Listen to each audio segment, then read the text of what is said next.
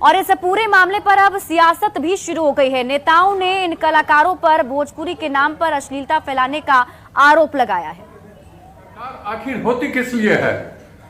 जो भी कलाकार भोजपुरी के नाम पर अश्लीलता और समाज के बीच वैमनस्यता पैदा कर रहे हैं, उन कलाकारों को सलाखों के अंदर सरकार डाले।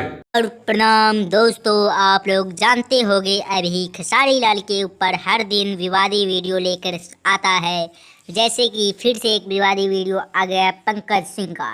तो पंकज सिंह का यह विवादी वीडियो है जो पंकज सिंह खेसारी लाल के ऊपर बहुत बुरा हाल गाना गाया है, जिसपे खेसारी लाल का दिल पर बीता है।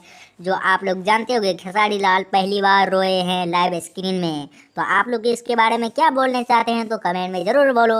मैं हर दिन की तरह इस दिन भी खबर लाएंगे अगला दिन। चलो मिलते हैं आप लोगों को नेक्स्ट वीडियो में। जब तक क्लिक के लिए ये चैनल को सब्सक्राइब कर दो और बेल आइकन दबा दो। जब तक के लिए बाय।